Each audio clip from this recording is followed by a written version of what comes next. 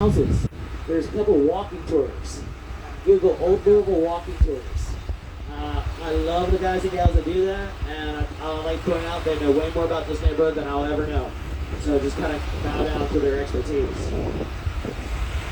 But even without doing the tour there with those guys, I like to point out everything in this neighborhood is fully restored. We're still running the gas-powered lamps, for example, which I think is kind of unique. This fountain here does run as well. It's currently winterized, and I imagine currently next week they'll be running it again. Also like to point out lately they've been shooting a lot of movies here in Old Louisville. Keep an eye out. I believe there's a movie coming out this year with Ethan Hawke as director and star. That was filmed here in this courtyard, or a good chunk of it was. Now as we drive through, any questions at this point, guys?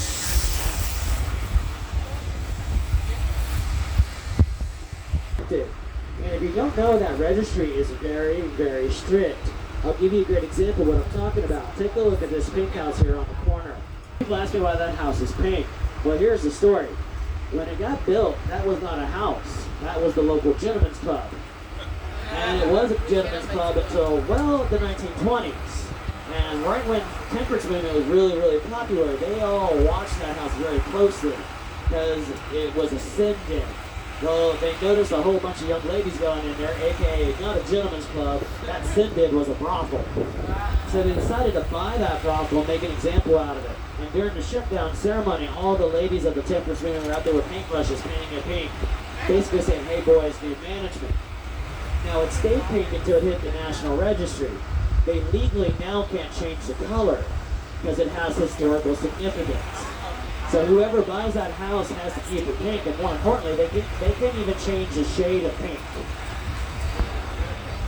And I might add, the registry includes inside the houses as well. So if there's anything in that house that's historic, it has to be preserved and protected.